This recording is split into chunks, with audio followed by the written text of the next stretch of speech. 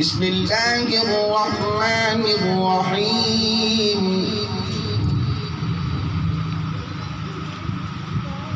فاذكروني أذكركم واشكروا لي ولا تكفرون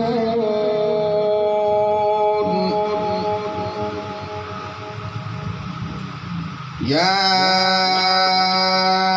أيها الذين آمنوا استعينوا بالصبر والصلاة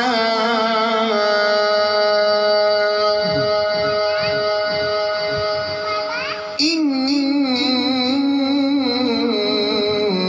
الله مع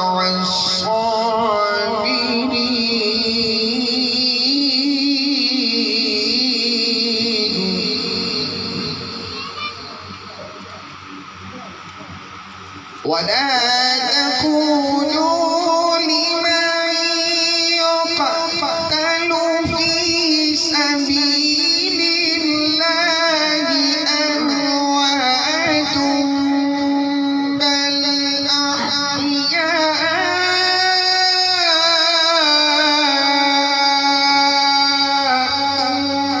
ولكن لا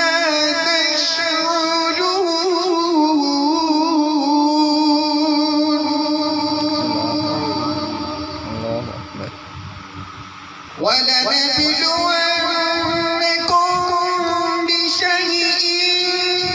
من الخوف والجوع ونقص من الأموال والأنفس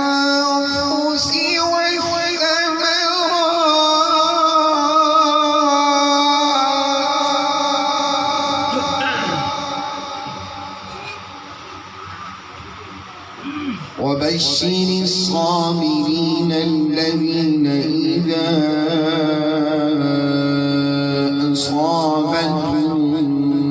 مصيبة قالوا إنا لله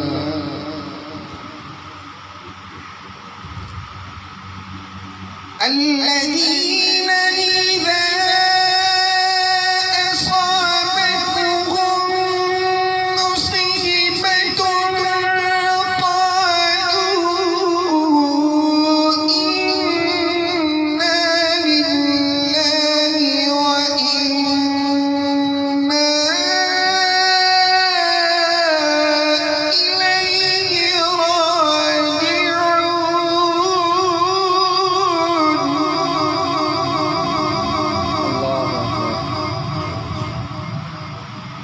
أولئك عليهم صلوات